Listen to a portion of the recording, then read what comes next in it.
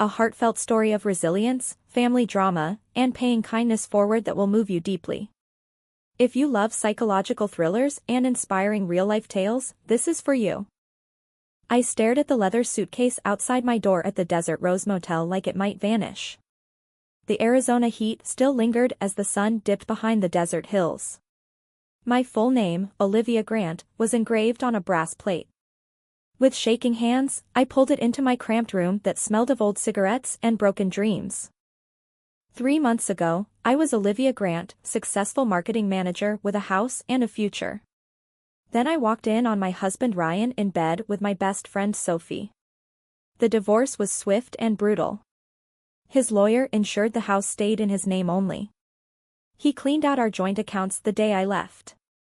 Rumors he spread cost me my job. I ended up here with $47, dodging the manager's knocks for back rent. I flipped the latches. Inside were neat stacks of $100 bills totaling $40,000. Beneath them, a first-class ticket to Portland, Oregon, and a note on expensive paper directing me to Ellison and Associates law firm. The real fortune awaits, it read. Come alone. I barely slept. The next day, after paying Mrs. Ramirez, the motel owner, what I owed plus extra, I bought proper clothes and boarded the plane. In Portland, Mr. Henry Ellison, a gentle man in his 70s, greeted me warmly. 8 years ago, my sister Maggie collapsed in a Phoenix cafe. You stayed with her, called for help, and visited her in the hospital. She never forgot your kindness. Maggie had built a thriving chain of boutique inns. After thorough investigation over the years and learning of my crisis through her private investigator, she made me the primary beneficiary in her will. After probate is complete, Henry explained, showing the properly notarized documents, you'll receive over $4 million in assets, her fully renovated Victorian home here, and a substantial ownership stake in the business.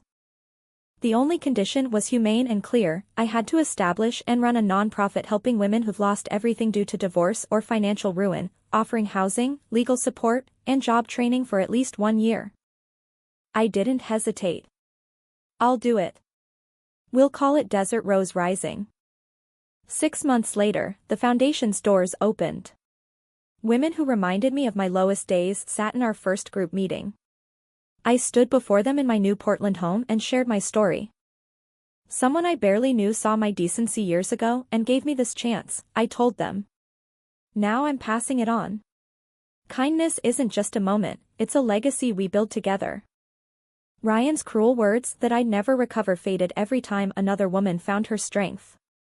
In the wide-open American West, I learned the most valuable lesson: one small act of compassion can ripple outward, lifting us all higher than we ever imagined alone.